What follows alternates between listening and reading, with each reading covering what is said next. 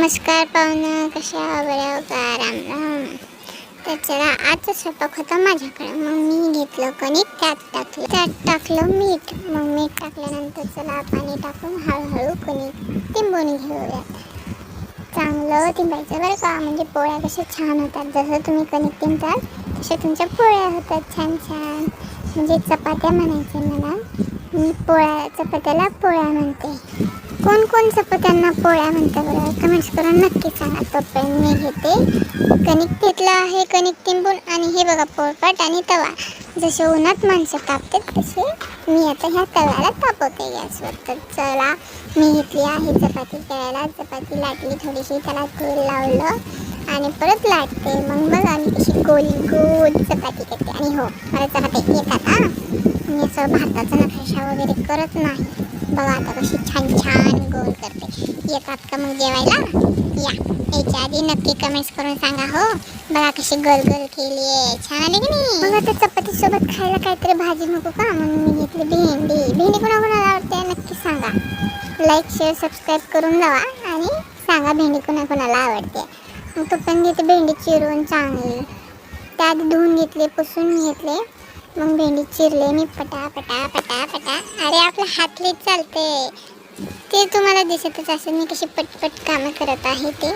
ते झालं सगळं सांगायचं. पण खरे माझे गुण माझ्या आईलाच माहिती. तुम्हाला स्वयंपाकाचा कंटाळा केलं तर पौर्णिमेला अमावस्येला करते, नाही तर करतच नाही. मग काय, चलाच करावं म्हटलं, तुम्हाला दाखवावं म्हटलं. बघा मला स्वयंपाक येते का नाही. जवळजवळ माझी भेंडी चिरून झालेली आहे. मग मी आता गॅसवर ठेवते कढई. इतका तवा तापवला, आता कढईला तापवते. त्यात टाकलं तेल जरा तापवले आणि मग जिरे टाकले, जिरे आणि मोहरी. तुम्ही टाकता का भाज्यात जिरे मोहरी? तर तुम्ही म्हणाली तर कुठे जिरे मोहरी दिसायला दिसते पुढे तेव्हा का? बघा कशी तडतड करायला. मग मी जास्त तेल तापलं म्हणून टाकले भेंडी. पण भेंडी बघा हलवून घेतली, तेलात चांगली तळून घ्यायची म्हणजे छान मऊ होते भेंडी. असं माझ्या आईने शिकवलं बरं का मला. पुन्हा मग टाकलं कूट टाकल्यानंतर मी टाकले तिखट, थोडीशी हळद. तिखट तुमच्या जेवढं खाता तेवढं त्यानुसार. मग मी टाकले हळद मीठ आणि त्याला चांगलं परतवून घेतलं. बघा इथे का नाही मला पण भाजी बघा छान परतवतो की नाही. बघा असं हलवून घ्यायचं, सगळं मिक्स करून घ्यायचं म्हणजे एक जीव करून. ते सगळं झालं का मग आपली भाजी झाली तयार, भेंडी फ्राय. भाजी करत करत मला येला होता बाहेरचा आवाज, मोठा डीजे लावून येला होता.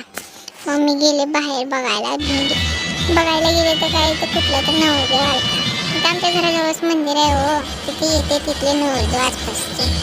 चला तुम्हाला जाणं येतं तुझं डीजेचं कसलं आहे काय बघा.